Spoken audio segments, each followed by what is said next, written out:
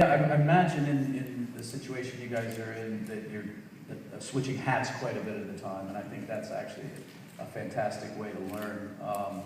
Where at one time you're playing director, another time you're playing producer, another time you're playing cinematographer. It really is important to start to learn every aspect of filmmaking. And really the relationship, at least I can only speak for myself, but there are some general guidelines in terms of a director-cinematographer relationship.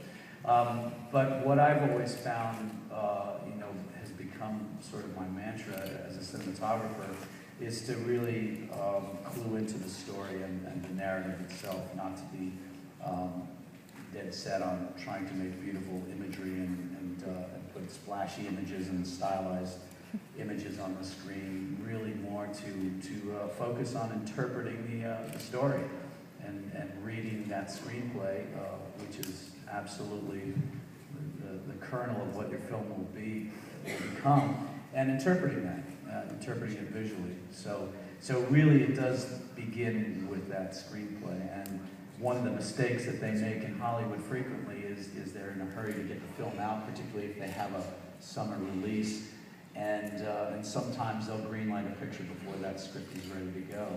And I think it really shows. And one of the things that Chris Nolan has never done is started up a film until that screenplay was ready. And a lot of other great filmmakers think that way too.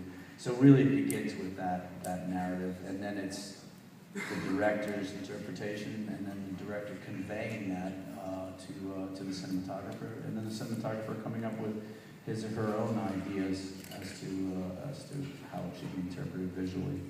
And can you talk a little, so I know that you worked with Christopher Nolan on as far back as Memento, and as recently